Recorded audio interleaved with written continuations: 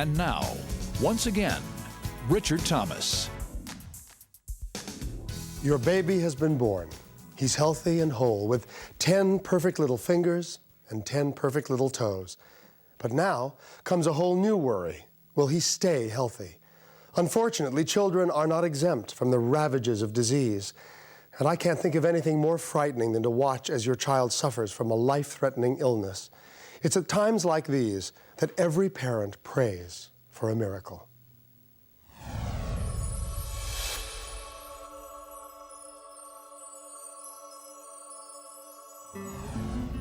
Josiah Price was born on February 26, 1993, into a family of 4 other children.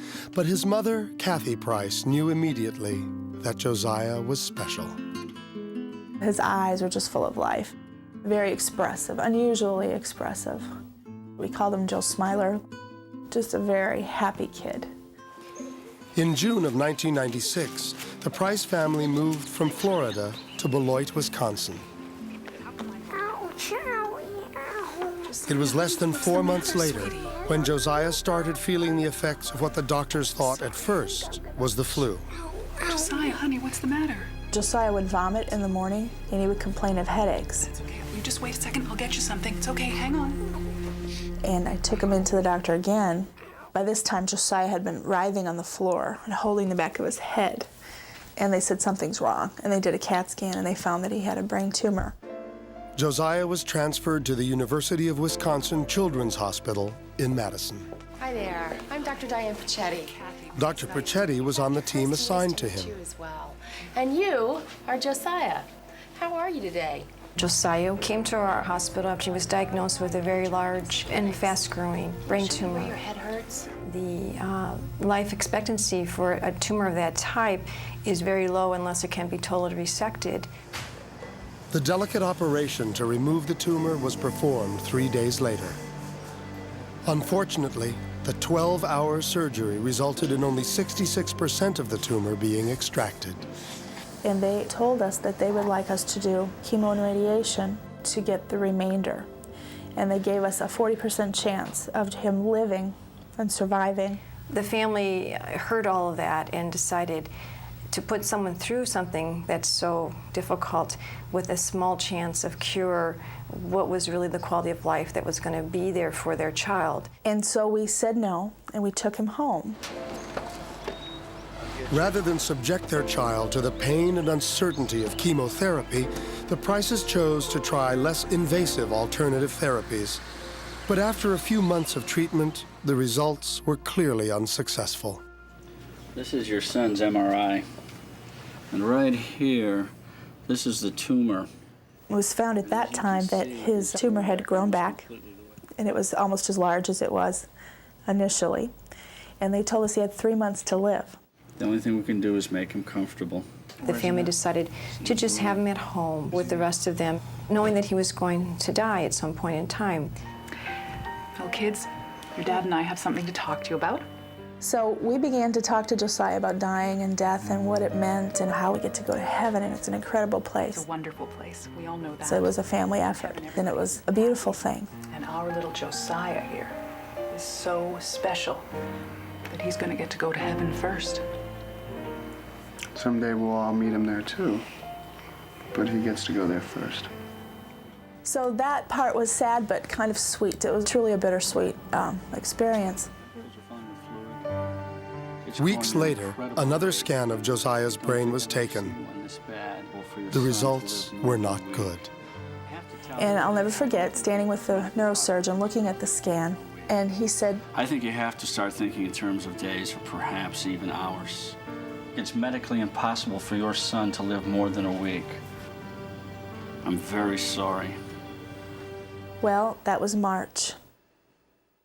He lived March, April, May, June, and I would get calls from the university in June and July from various people, and how is he, and just amazed that he's alive. There really was no good medical reason why Josiah should be alive at that point. But while he defied death, Josiah's condition continued to deteriorate. In August, the Price family saw a newspaper article about a local child in desperate need of a liver transplant. With Josiah so near to death, they called the hospital to see if his liver could be donated to save the little girl's life. We were wondering, could Josiah donate his liver? Initially, we were told no, that's not an option for children with cancer. Dr. Puccetti, this is something that Randy and I really want. Isn't there something you could do? We persisted, and because we had said no to the chemo and radiation, because Josiah had not been through that, they were willing to accept his organs. But Josiah continued to defy the odds and clung to life, while the little girl he would have saved tragically passed away. At that point, I was very, very upset, thinking, why did we feel like we needed to do this for her and she died?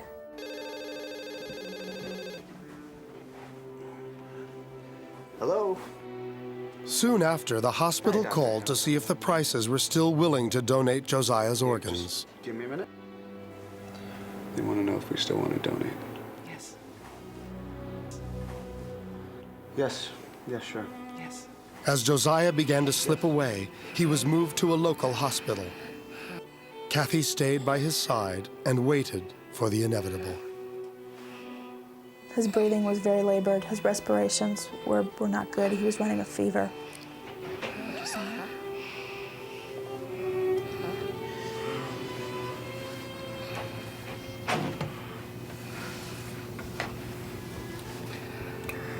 Nurse, I think you better come. I think it's time.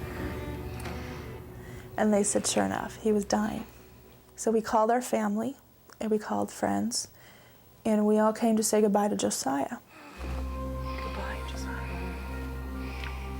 It was beautiful. We said goodbye. I kissed him. I don't think he's there, honey.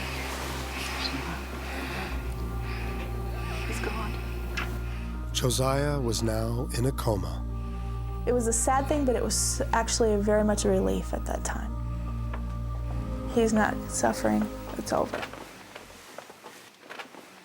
A med flight team arrived to fly Josiah to the University Hospital in Madison, where doctors were standing by to remove his organs.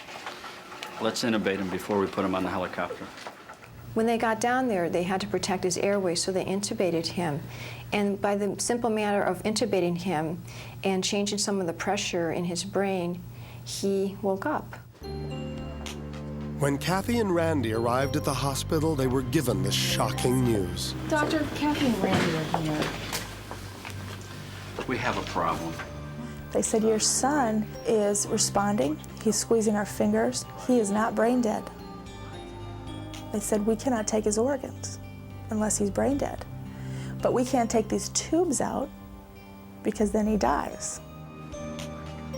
Josiah's parents were now faced with a horrific choice: to either discontinue life support and cause the death of their son, or let him live on a machine and prolong the inevitable. The conclusion, when It's a Miracle continues.